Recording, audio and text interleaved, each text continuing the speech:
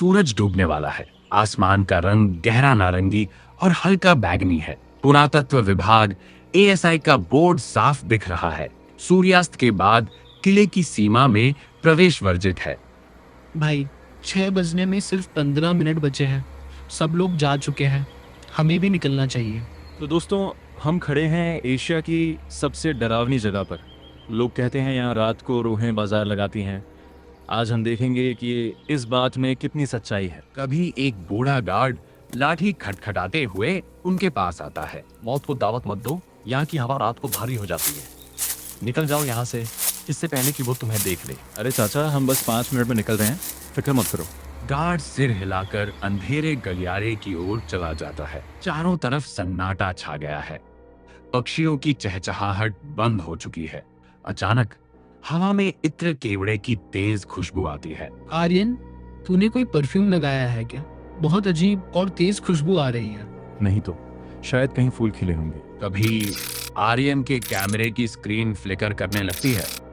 Digital screen पर सफेद धारियां आ जाती हैं। अरे, अभी तो बैटरी फुल थी, ये बंद क्यों हो रहा है? अचानक सन्नाटे को चीरती हुई पायल की छन छन की आवाज सुनाई देती है।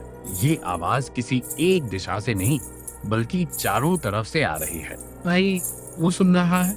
यहाँ कोई नहीं है, फिर ये आवाज कैसी?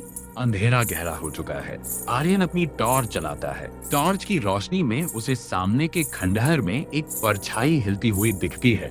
कौन है वहाँ? चाचा, आप हो क्या? कोई जवाब नहीं आता। अचानक समीर को महसूस होता है कि कोई उसके कान के पास फुसफुसा रहा है। एक ठंडी सांस उसकी गर्दन को छूती है। समीर चिल्लाते हुए, भाग आर्यन, भाग। दोनों गेट की तरफ भागते हैं, लेकिन वह महसूस होता है कि वो एक ही जगह पर गोल गोल घूम रहे हैं।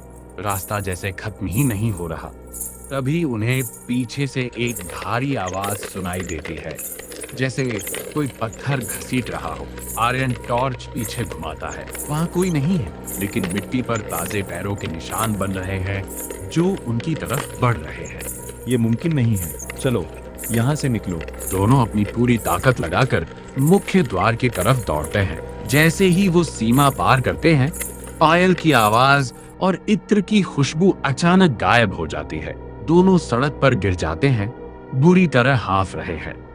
आर्यन का कैमरा उसके हाथ से छूट गया था। वह कैमरे को उठाता है और आखिरी फुटेज देखता है। फुटेज पूरी तरह काली है, लेकिन ऑडियो में साफ सुनाई दे रहा है। एक औरत की जोर जोर से हंसने की आवाज और फिर एक फुसफुसाहट। भानगढ़ के बारे में यह माना जाता है कि 16वीं शताब्दी में एक तांत्रिक सिंघिया ने राजकुमारी रत्नावती को पाने के लिए काले जादू का इस्तेमाल किया था। मरते समय उसने किले को श्राप दिया था कि यहाँ रहने वाले सभी लोग मर जाएंगे और उनकी रूहें हमेशा के लिए यहीं कैद हो जाएंगी। आज भी प्रशासन रात को वहां रुकने की अनुमति नहीं देता।